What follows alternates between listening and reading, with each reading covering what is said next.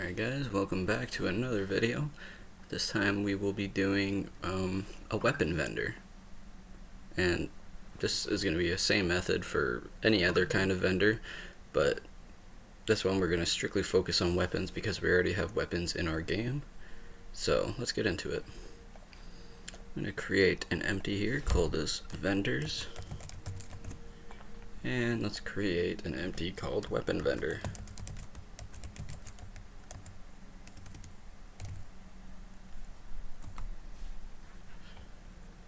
Alright, I'm going to be right back. I'm going to design the vendor just with props and stuff like that. Nothing important.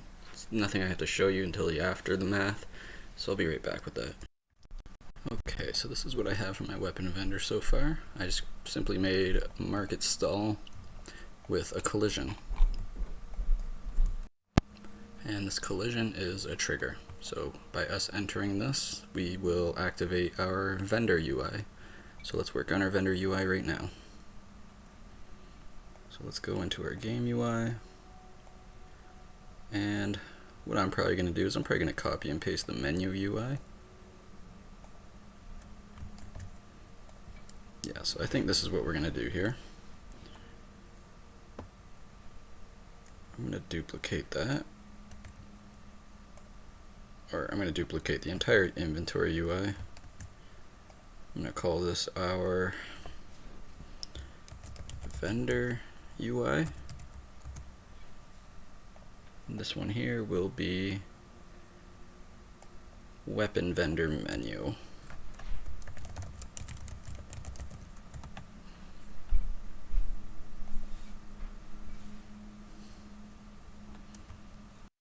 Now I'm going to delete I'm going to delete the stat data and the inventory tabs button and the material menu. I am going to get rid of all this except the gold. Alright, let's go ahead and find this now. The material menu, let's just dumb this down a little bit and make it the same size as our menu. So there's our gold. I'm going to get rid of all these tabs as well and just leave our weapon tab. I'm going to rename this a bit. Weapon tab.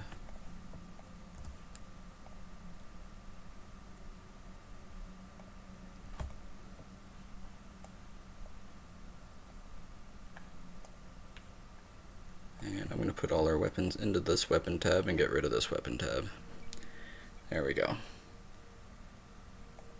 My material menu. Let's see.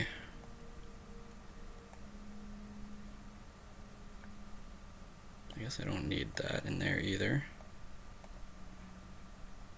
Alright, so weapon vendor. There's the tab. And the material menu can be right above the tab. So for all our weapons here, I'm going to go ahead and turn these on for a moment. I'm going to drag and drop these outside of their initial thing here. Alright, and these we're going to, actually no, we're not going to do that. We're going to leave those inside. Actually, I'm just going to have to redo all of this completely. I'm going to start with just my first weapon. So, weapon tab, inventory weapon 1. Let's add an image. I'm going to center this back down to our thing here. I'm going to create this image a little bigger. That's going to be about 300. No, it's going to be about 200 by 200. Our weapon itself is going to be 225 by 225. Alright, let's slide this up here somewhere. I'm going to remove all the triggers and components, or conditions I mean, on both of these.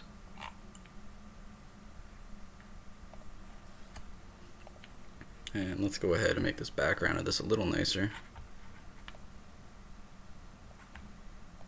That would work maybe. Or I'm going to see if I can find an actual image, so I'll be right back. Alright, so I'm going to use this image here. I'm going to go ahead and rename this to Purchase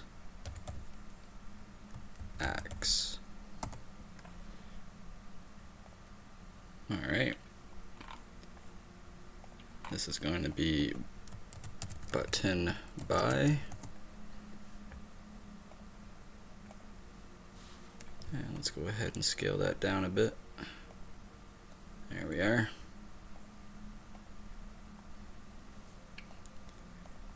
And let's see. I'm also going to change the opacity of that background just slightly, 225 maybe. There's a button buy, and then we will have some text under that. UI Text Mesh Pro. This is going to be text purchase, and then text owned. Or no, we will duplicate button buy. This one will be called owned, button owned.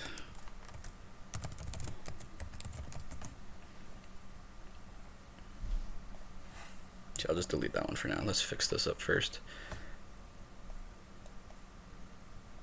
This will be, let's add in some kind of pricing here. So to buy the axe, we will probably spend, I don't know, let's go $250.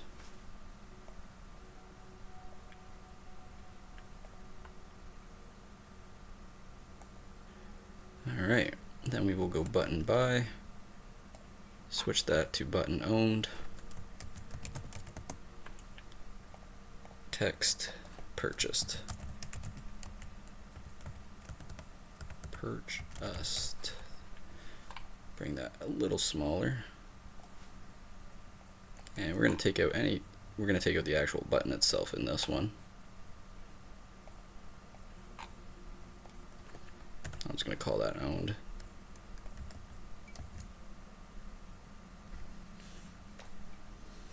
Alright. We're going to set owned off.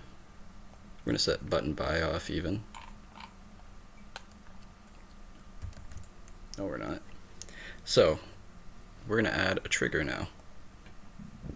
On purchase axe, we're going to write trigger on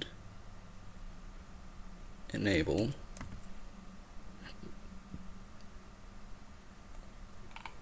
let's run conditions. We're going to add conditions.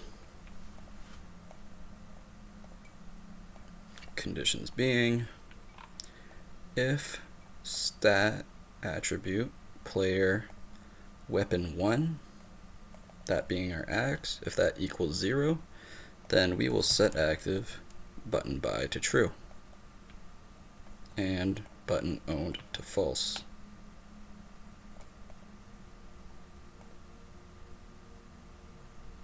No, just button buy to true. No, we'll do owned to false as well, in case you guys are trying to sell your weapons as well.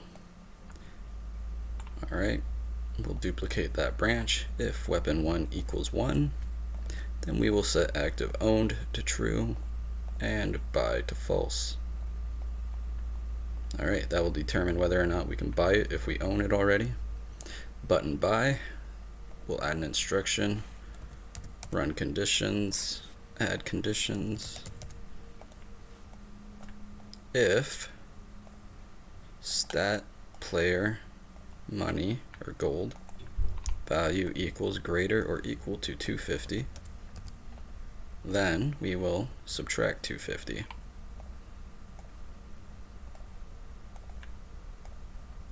Subtract 250. and copy and paste this one, add 1 weapon 1. I'm going to go back to purchase axe. I'm going to turn this on update.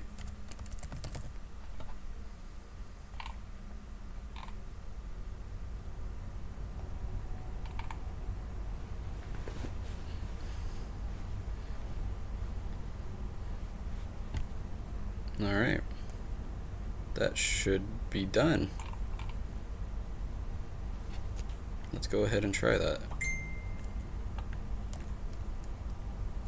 So I'm going to set the vendor menu to false, and we'll walk up and try.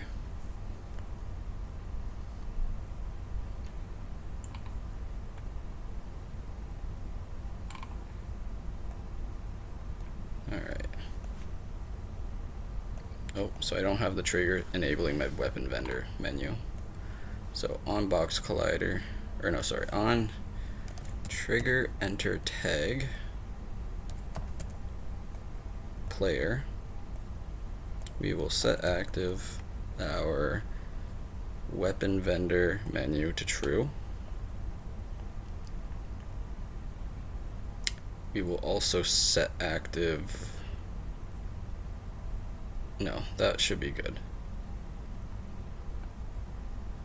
In our weapon vendor, we're going to add an exit button in here.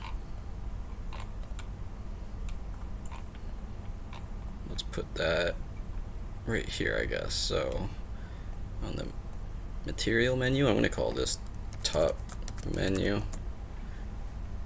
Let's create a button.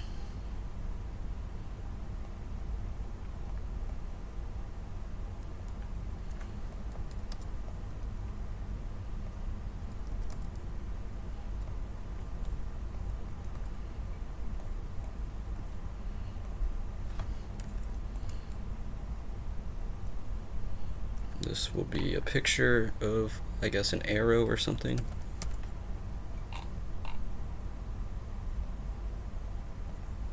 For now. Don't really like that, but it will do. Or a cancel or something. Is there a cancel? Exit. Oh, that would look better. Alright, let's go ahead and use that one. Make it fit just a little better.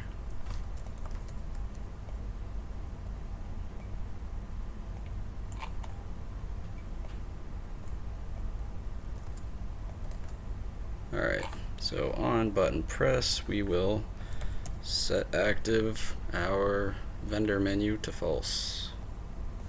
We will add more to these buttons and triggers enabling it, like not moving, switching camera shots and stuff, but for now this will have to do. Okay, so weapon vendor to false. Let's try this now.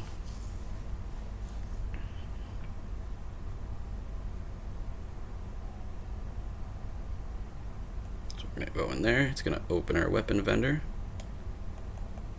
I can't move, thank God. Can't buy that because I don't have 250. So let's go get 250. Cheat menu, materials plus, how much do I have now? 50, so let's do that 4 more times. 2, 3, 4. Let's go ahead and buy this weapon. So now that's purchased. Exit that. Now it's in my inventory. And it's still purchased in here. There you have it. That is basic vending. Doesn't get much simpler than that. Let's go ahead and do one more just to help showcase you guys before I set you off to do it on your own. So, let's duplicate purchase axe. And actually no, let's not do that yet. Let's fix this menu up a bit. So opening that, we have the old inventory triggers. So we're going to set our inputs to false, camera shot inventory to true, stop movement, stop control, rotate towards camera. All that's looking pretty good.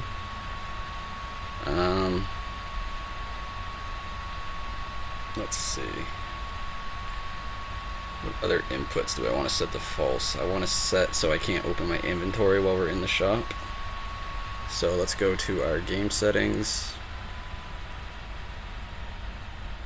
And combat inputs and toggle inventory menu to false. So toggle inventory menu to false and then toggle inventory menu to true. Alright, so we can't open our inventory now while paused. Now if we were to open our main menu, where's that? Pause menu. So if we were to open our main menu, we would want to set our weapon vendor menu to false.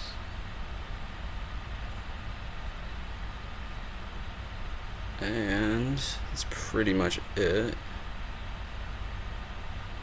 Input controls, inventory menu to false. Yeah. So that's pretty much that for that.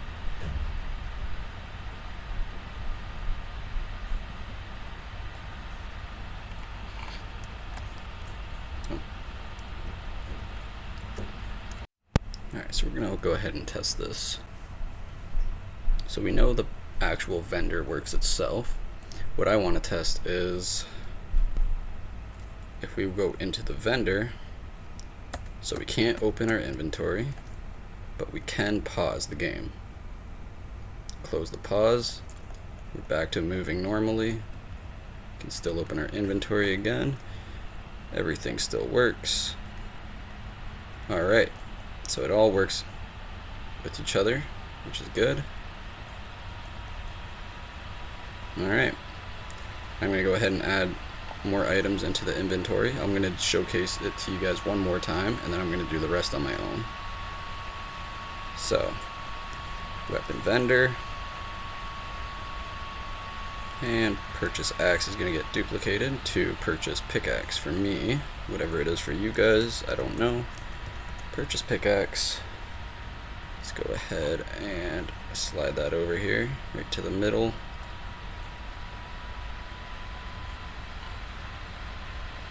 Alright, so before I get into the rest, I'm going to switch my purchase pickaxe triggers and stuff. So if player weapon 2 equals 0, and if player weapon 2 equals 1, now button buy,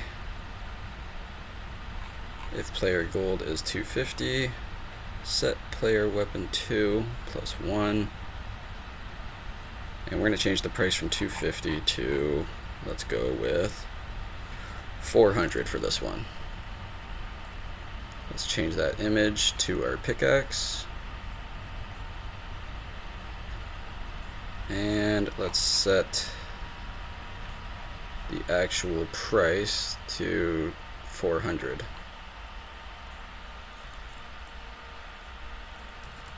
Alright. Let's change the picture of the owned to the pickaxe as well. And that is that. That should work just fine. Let's go ahead and test that again. I'm going to just start my player's money off to start something higher up here. There we go.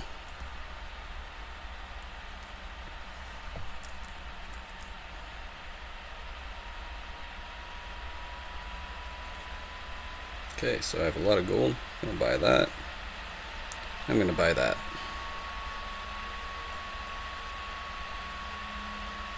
I might set it to equip our weapon as well, because we bought it but we didn't equip it right off the bat. I want it to equip as we buy it. So as you purchase it, we're going to set weapon 1, or sorry, button buy. You're going to add weapon 1 plus 1, but you're also going to add weapon equipped set to 1.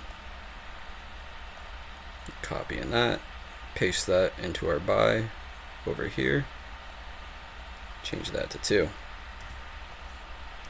One more test before I send you guys off on your own to do it yourselves.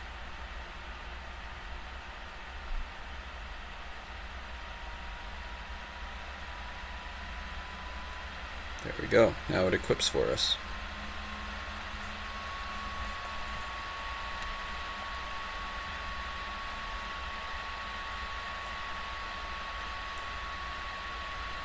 Alright, and that is it for this video pretty much. I'm just going to be copying and pasting the rest of these and just changing what the actual settings are in the inside to correspond with what we're putting on. So yeah, that is it for this video. Hope it helped you guys. At this point we won't really need our cheat buttons anymore. We can just start looting boxes for gold and then start purchasing our weapons with gold and then using our weapons. So it's starting to shape up into a real game now. So yeah, hopefully that helps. Good luck to you guys. Hopefully it's simple, and I'll see you in the next one.